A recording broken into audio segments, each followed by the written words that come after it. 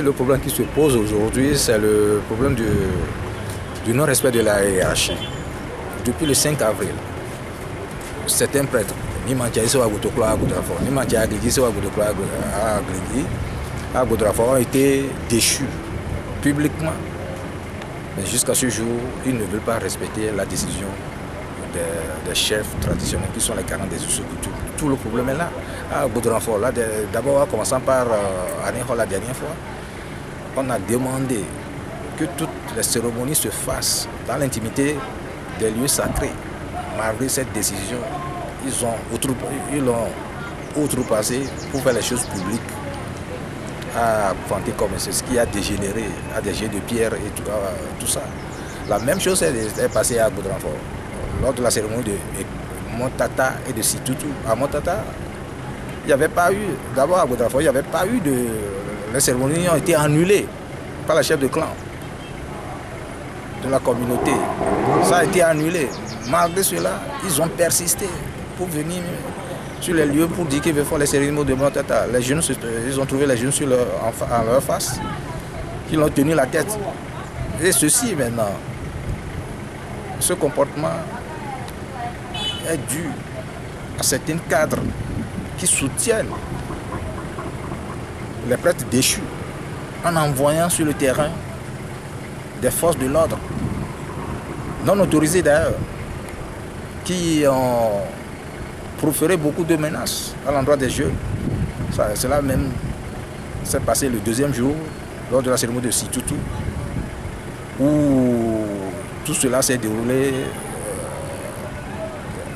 sous la surveillance de forces de l'ordre. Ce qui n'est pas normal. Est-ce qu'en pays gain, depuis quand on a fait les cérémonies sous la haute garde des forces de l'ordre? De la même manière, on dit qu'il n'y a pas Pontchonchon, il n'y aura rien cette année à Goudrafort. Il n'y aura rien également à Aného. Tout va se dérouler dans l'intimité, comme les chefs l'ont dit, dans l'intimité des lieux sacrés. Lui veut toujours tenir la tête. Il veut outrepasser toutes les décisions. Je rappelle que le 30 juin dernier, dans le bureau du ministre de la décentralisation, on l'avait mis en demeure de respecter la décision de Gefionga. Mais jusqu'à ce jour, il dit qu'il ne veut pas respecter la décision. Alors que dans les hiérarchies traditionnelles, le Houno est quand même le dernier. Il y a d'abord les chefs de canton, les chefs de village,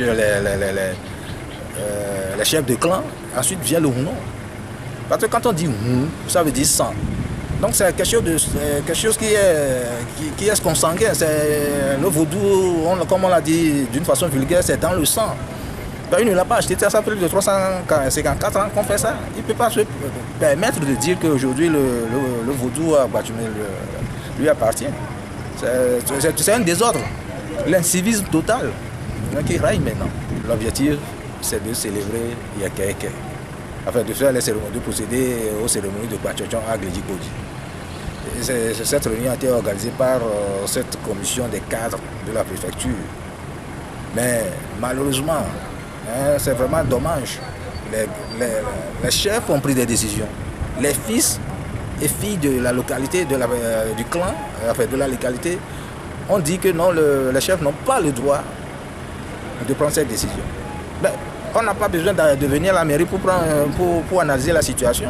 Il suffit d'aller en conciliabule, de conciliabule en conciliabule avec ceux qui ont pris la décision, les chefs de clan, pour avoir la solution. La preuve, c'est qu'à la fin de la réunion, ils ont dit qu'il n'y a pas de solution miracle, qu'ils sont venus seulement recueillir les informations. On n'a pas besoin de convoquer tout ce monde pour recueillir des informations. Ils doivent faire des investigations personnelles. C'est ça le problème. Et tout ça là, moi je le classe dans le casier de l'incivisme, c'est tout.